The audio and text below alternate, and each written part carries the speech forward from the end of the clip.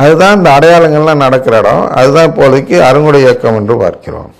அருங்குடை இயக்கத்தில் போனீங்கன்னா இது இந்த உருவத்தில் இந்த ஓமைக்கெலாம் அவங்களால ஒன்றும் வழக்கம் சொல்ல முடியாது. ஏன்னா அவங்கெல்லாம் பாவத்தை போக்கினால் மீட்புன்னு அந்த வேற மார்ட்டின் லூத்தர் நம்பிக்கையில் வாழ்கிறார்கள்.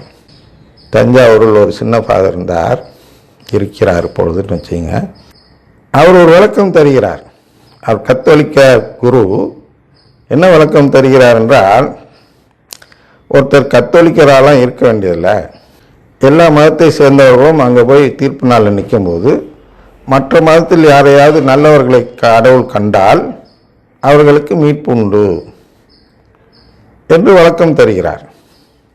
அப்போ அங்கே மீட்பு உண்டுன்னா நான் எதுக்கு இவற்றெல்லாம் இப்போ உள்ள அரசியல்வாதத்தெல்லாம் அடி வாங்கி மிதிப்பட்டு கத்தோலிக்கராக இருக்கணும்? நான் பெருசாக இந்துவாக மாறிடலாமே. இந்துவா எல்லாரும் எல்லா கத்தோலிக்கரும் மாறிட்டால் இப்போ பிரிவினை இல்லாமல் நாடே நல்லா இருக்குமே, செழிப்பா, பிரச்சனை இல்லாமல். ஏன் இருக்கணும்? அதுக்கு அதுக்கு ஏதாவது கேள்வி கேட்டோம்னா அவரால் சொல்ல முடியாது. ஏன் அப்படின்னா அவர் சிசிசியை படிக்காதவர். அப்போ நான் சொல்கிறேன், அதெல்லாம் இந்த விளக்கத்தை பார்க்கறதுக்கு அவருக்கு நேரம் இல்லை. ஏன்? உலக கவலை. அவர்களுடைய நேரம் என்ன? ஆனால் உலக பிரச்சனையெல்லாம் தீர்க்கணும். பங்கில் நிறையா பிரச்சனை இருக்குது, அதெல்லாம் தீர்க்கறதுக்கு அந்த நேரம் சரியாக போகுது. அப்படின்னா நான் மீட்பை குறித்து கவலைப்படாத ஒரு நபர் அப்படின்னு சொல்கிறதா பொருள். சரியா? அவர் பேர் இப்போ சொல்லலை, தேவைப்பட்டால் பின்னாடி சொல்லுவோம். ஆனால் இவர்களெல்லாம் மீட்புனா என்னன்னு தெரியாமல், சிசிசினா என்னன்னு தெரியாமல் வந்துட்டு திருச்சபையை வளர்க்கவில்லை. ஏன்? ஏன்னா அவர் ஜெபமாலை சொல்கிற குரு இல்லை, அவர் அருங்கொடை குரு. நல்லா புரிஞ்சுங்க, அருங்கொடைவாதி. இந்த அருங்கொடையில் இருந்துட்டு என்ன பண்ணுறாரு? எல்லாரையும் ஜெபமாலை சொல்லாதீங்கன்னு போதிக்கிறார் மறைமுகமாக. ஏன்? ஏன்னா பிரேஸ் எல்லாம் சொல்லி துதி ஜெபம் சொன்னாதான் கடவுள் கேட்பாருன்னு போதிக்கிறவங்க தான் அருங்கொடை குருக்கள்.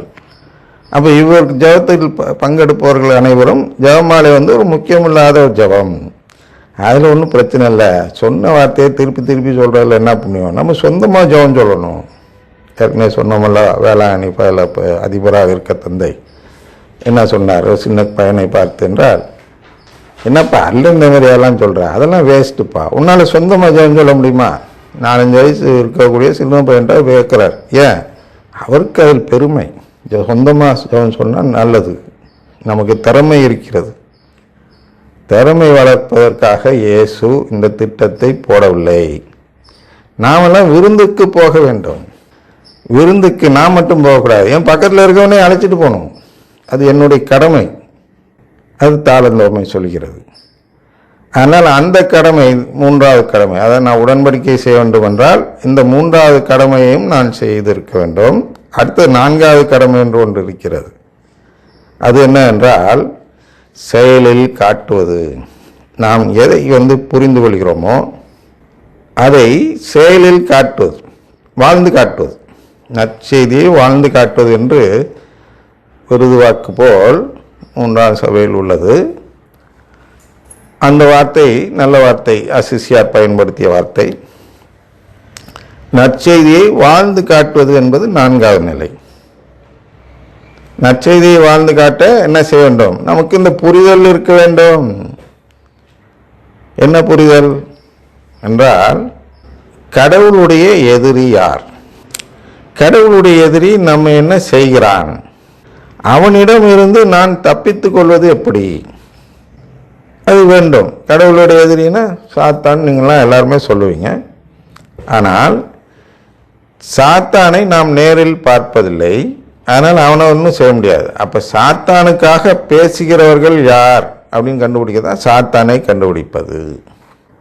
அப்போ இந்த 4, அதாவது இந்த சாத்தானை கண்டுபிடிக்கணும், இந்த சாத்தானுடைய பேச்சை கேட்காமல் அவனுக்கு எதிராக நாம் செயல்பட வேண்டும். இது 4வது கடமை. இந்த 4 கடமைகளையும் நாம் செய்தால், அதனால தான் கேட்குறாங்க, சாத்தானை விட்டு விடுகிறாயா, அவனுடைய மாயை விட்டு விடுகிறாயா என்றெல்லாம் ஏன் திருமுழுக்கின் பொழுது கேட்கிறார்கள் என்றால், இந்த 4 கடமைகளும் அதில் கேட்கப்பட்டு அதற்கு நான் செய்கிறேன் என்று சொன்ன பிறகுதான் எனக்கு திருமுழுக்கே தருகிறார்கள். ஏன்னா அதுதான் மீட்பு பெறுவதற்கான வழி. ஆனால் இந்த புரிதல் எதற்கு? புரிதல் குறித்து பேசிக்கொண்டு இருக்கிறோம். அந்த புரிதல் இருந்தால்தான் நமக்கு மீட்பு கிடைக்கும். இந்த புரிதலை தான் இந்த நீதி கதைகள் மூலமாக தரப்பார்க்கிறோம். ஆனால் இதை நன்கு புரிந்து கொள்ள வேண்டும். எனவே இப்போ நாம் அடுத்த கட்டத்திற்கு போவோம். ஏற்கனவே என்ன பார்த்தோம் சென்ற பகுதியில் என்றால்,